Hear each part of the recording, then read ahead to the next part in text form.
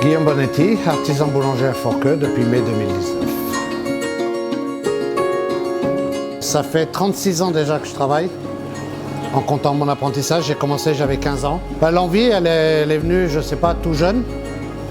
J'ai déjà dans ma famille mon grand-oncle qui était boulanger-pâtissier. Et c'est un peu lui qui m'a donné l'envie. Ça me plaisait beaucoup, les odeurs. Je suis originaire du sud de la France, de Béziers. J'ai visité plusieurs boulangeries dans tout, en Normandie, un peu ici. Et puis ici, ça m'a beaucoup plu.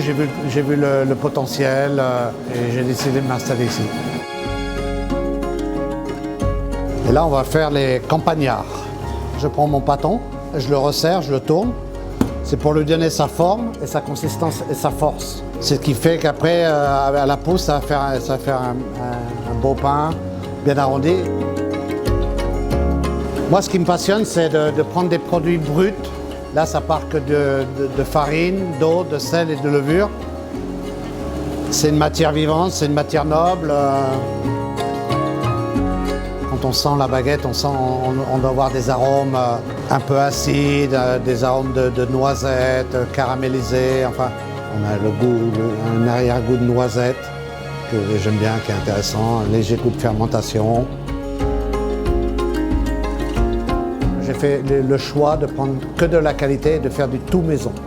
Donc la farine que j'utilise, c'est une farine label rouge, CRC.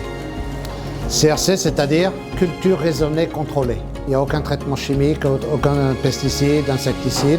En France, c'est vrai qu'on a une culture du goût, une culture des produits qui est vraiment unique.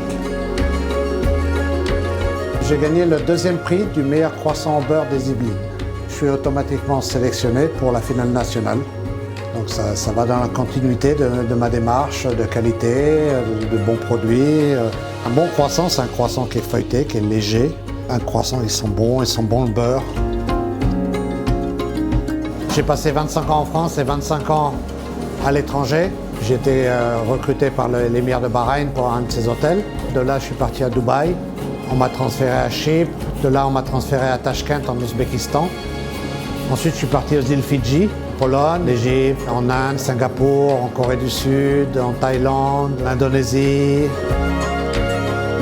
Ensuite, l'envie de revenir parce que je suis quand même français. J'avais envie de m'installer, faire passer mes connaissances sur les nouvelles générations, les apprentis, pour pas que ça se perde. Voilà, je voulais redonner un peu à la France ce qu'elle m'avait donné.